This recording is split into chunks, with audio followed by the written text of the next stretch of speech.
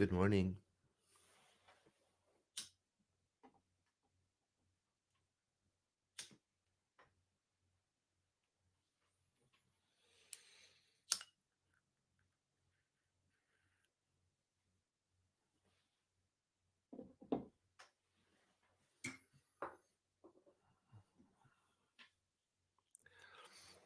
And thank you for joining us on this Sunday morning, February 27th, for our 6 a.m. Pacific time devotional, or whenever you watch it, because that would be the correct time for you to watch and participate.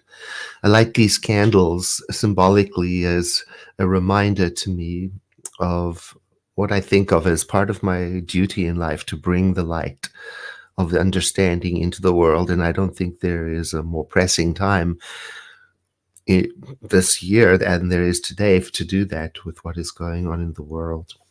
We're using 365 Science of Mind, and today's reading starts off with saying, I keep my thought clear.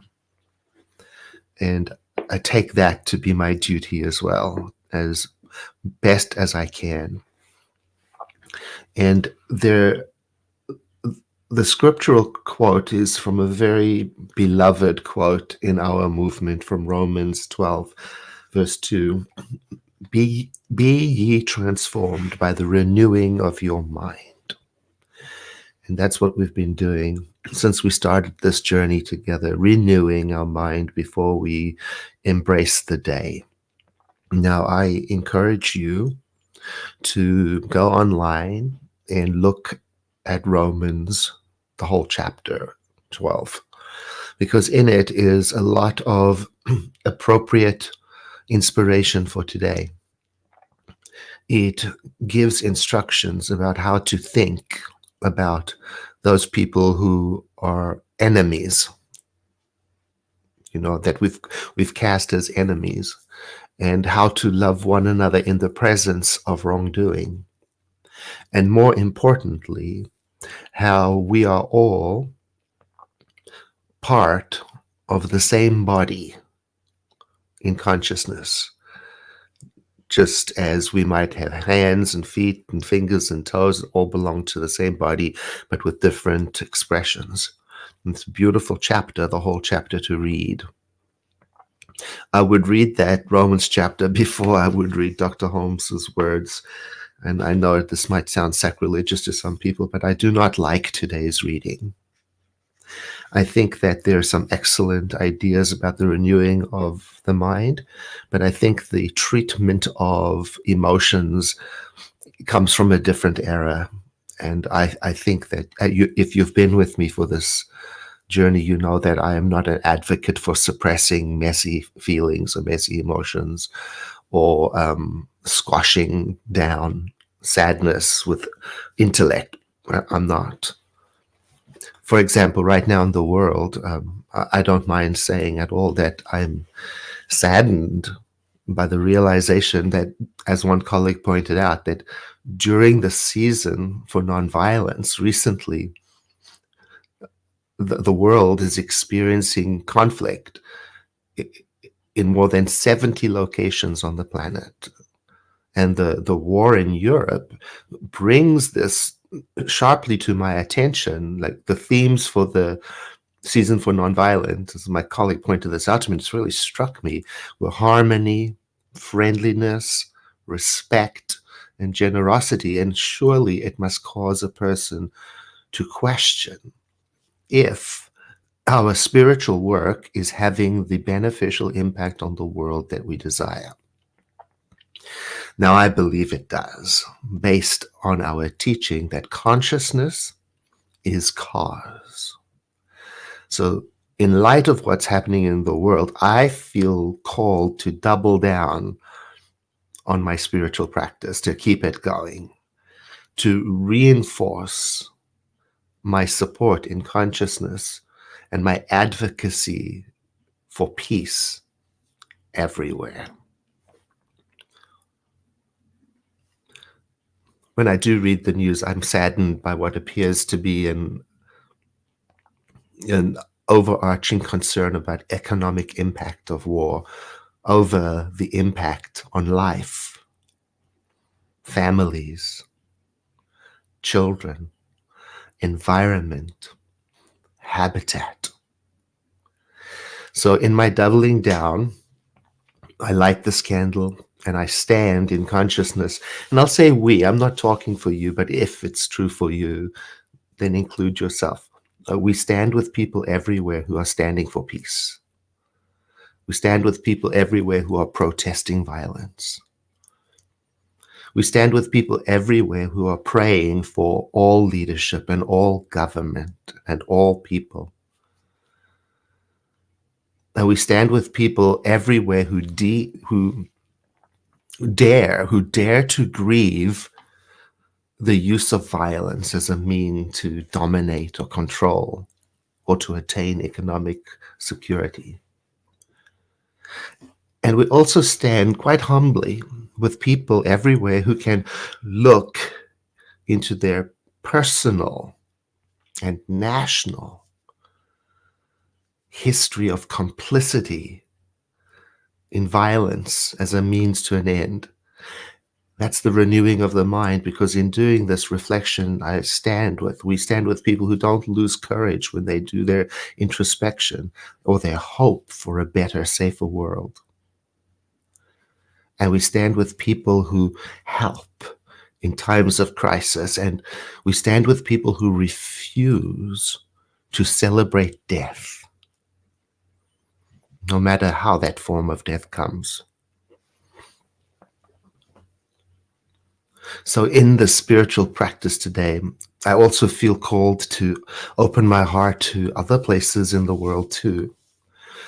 Haiti, the threat of instability there, Myanmar, the loss of lives in Kazakhstan based on fuel prices and riots, and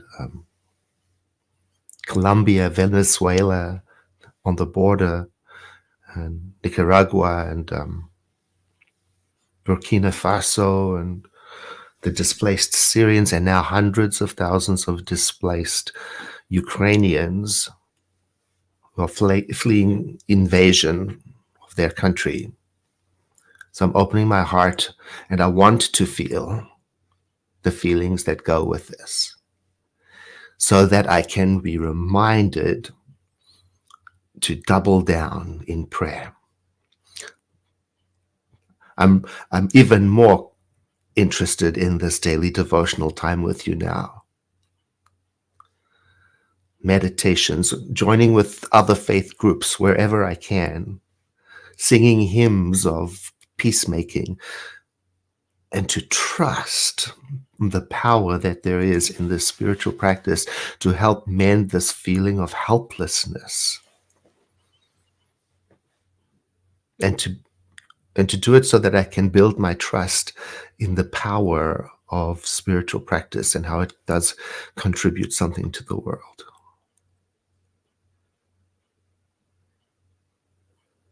So I thank you for being here with me this morning.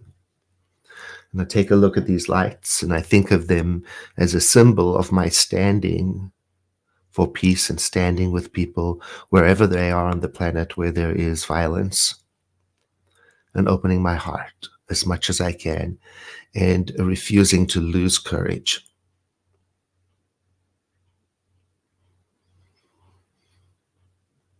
So I invite you now to take a breath in with me, and then to exhale, and to let everything be just as it is. In whatever state your mind is in, let it be. In whatever state your heart is in, let it be. Whatever state your body is in, let it be. Like a loving friend embracing yourself, knowing that at the same time that things are the way they are, that there is that within me that knows and knows that it knows and knows the way. And that is one of the beautiful sentences that comes from today's reading. There is something within me that is greater than this condition. There is something within me that can dissolve it. There is something beautiful within me that is divine, the living spirit. There is something within me that is the spirit of peace, and it knows the way and it knows how to do it. And so I embrace myself and the world from this understanding of a power greater than I am, resident in me, loving through me, thinking through me, guiding through me. And so I allow myself to drop a deep root into this consciousness so that I may stand tall and speak truth, so that I may continue to learn. And today, I repeatedly, regularly renew my mind by coming back to this moment. And I use the phrase, there is a power within me greater than I am that knows and guides me. And I use that phrase today to renew my mind. There is a power within me greater than I am that knows and knows that it knows and guides me into knowing. There is a mind within me that I am within that is greater than everything, and within me it guides me. There is a love within me, the one love, and I am in it, and through me it loves, and I love with its fierce understanding of inclusion. And so I am rooted then today in this, in a strengthful way, to see clearly and to understand wisely. And so I open my heart. And I do not shy away from thinking about those places in the world where there is struggle. Like a beloved friend, I throw open my heart. I let myself feel every feeling that is appropriate, and I know that my mind stays clearly settled in love.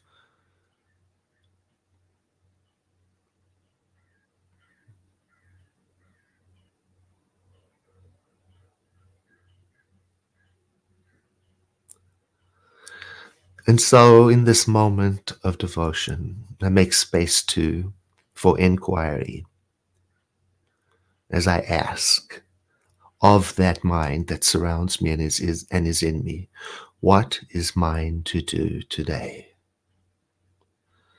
What is mine to be today?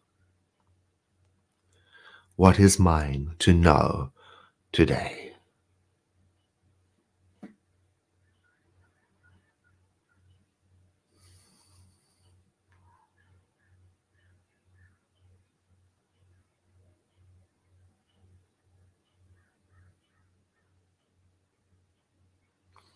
And so it is.